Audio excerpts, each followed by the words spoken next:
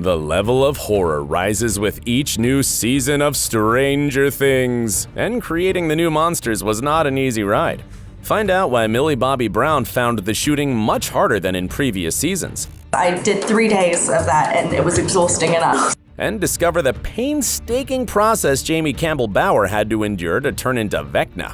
It feels like I've been living in a different universe. But right now, let's start with the question many Stranger Things fans can't seem to get over. Was Millie CGI-ed?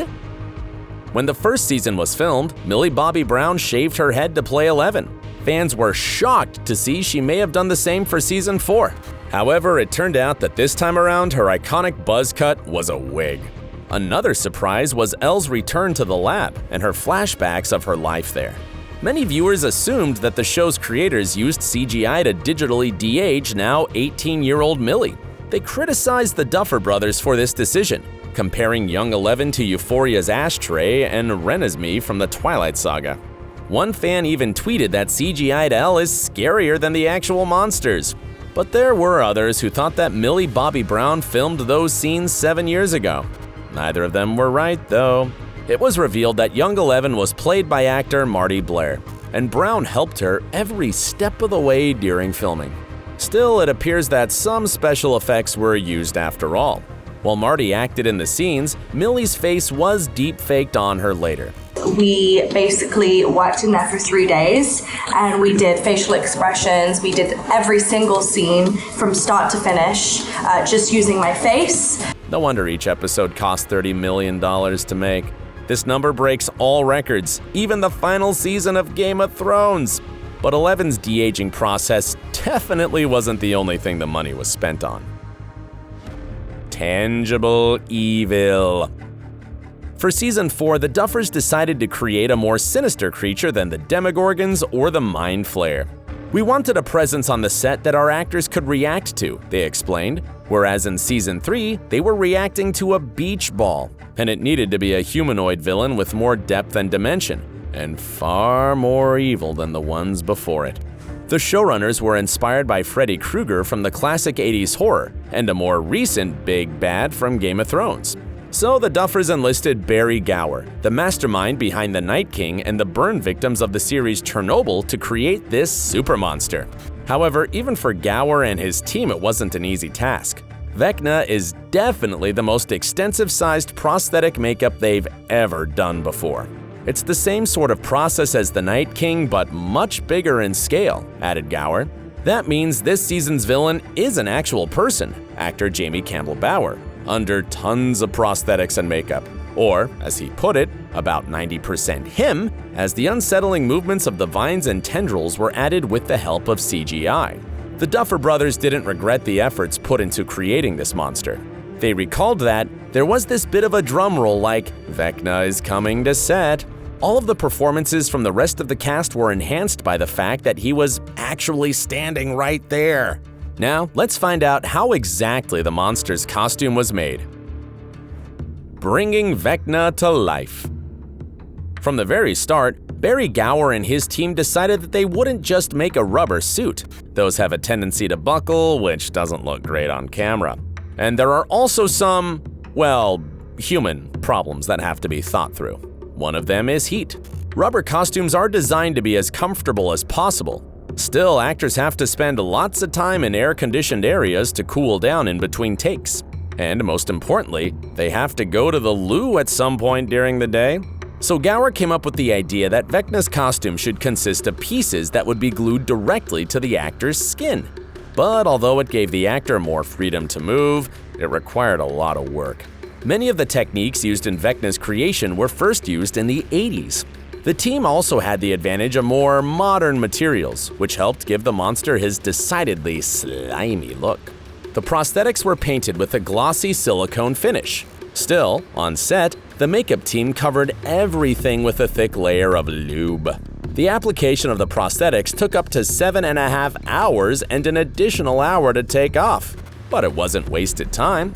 Instead, Jamie Campbell Bower used those hours to get inside his character's head. It's also good because I was in character, you know, and like diving deeper into it. I used to play like a lot of like really dark music and listen to weird stuff. So yeah, it was good. Moreover, before shooting, Jamie purposefully isolated himself to better get into the mindset of the sociopathic, telekinetic turned inhuman beast. To help channel the dark character's deep resentment, Bower went method. I wouldn't speak to anybody outside of the Stranger Things world for at least 4 days before filming anything, revealed Bower. He would also sit alone in a totally pitch black room before filming to fully get into Vecna's evil headspace. And if you wondered who voiced the mind-invading villain, search no more. It was Bower too. Next, let's talk about the creepily awesome sounds that helped create the terrifying Upside Down. But first, check this out. Visit our awesome merch shop. We have branded t-shirts, hoodies, eco bags, and even phone cases. You can choose between dozens of unique and awesome designs. Click the link under the video and find your perfect match.